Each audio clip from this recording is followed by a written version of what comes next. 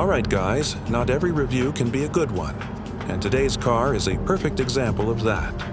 The 2026 Alfa Romeo Tonale. It's stylish, it's Italian, but honestly, it's fundamentally flawed. Let's get into why. The Tonale is Alfa's mid-size SUV, competing in a seriously crowded segment against the likes of the BMW X1, Volvo XC40, and the ever-popular Volkswagen Tiguan. It first launched back in 2022, and even then, critics felt it was already behind the curve technologically. This 2026 update is meant to fix that. But does it? Let's start with the good news. This car still looks fantastic. The design borrows styling cues from Alfa's ultra-exclusive $1 million 33 Stradale, including a new grille and reshaped front bumper. You also get a fresh 20-inch wheel design and some genuinely eye-catching color options. Visually, the Tonale still turns heads. But that's about where the good news ends. Prices range from $37,765 for the base mild hybrid, all the way up to nearly $50,000 for the Veloce plug-in hybrid we tested. And at that price, expectations are high. Unfortunately, the Tonale doesn't deliver. The plug-in hybrid system only offers 36 miles of EV range, way behind rivals like the VW Tiguan, which offers double that.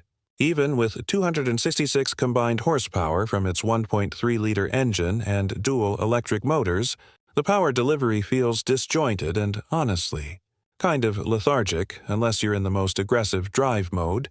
Fuel economy tells a similar story, around 60 mpg with a charged battery over mixed driving, but once that battery depletes, real-world economy drops to just 30 to 35 mpg. Again, nowhere close to competitors. Now let's talk about how it actually drives, because this is where things get rough.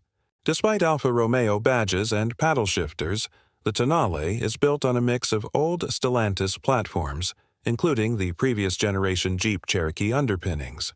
And you can genuinely feel that in the way it handles. Body lean-in corners, a harsh ride over bumps, and an overall lack of composure make this feel far from the sharp, engaging driving experience Alfa Romeo is known for. Refinement isn't great either. The engine is noisy and sends vibrations right through the cabin.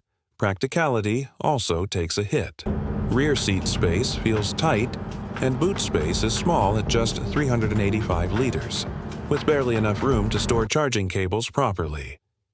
Interior quality is inconsistent, too.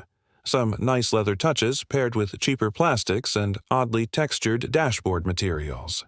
Tech-wise, the 1025-inch touchscreen looks sharp, but the menu layout feels cluttered and unintuitive. So here's the bottom line. The Tonale still has that classic Italian style, but style alone isn't enough anymore. In a market full of strong, tech-forward rivals, this car simply isn't competitive.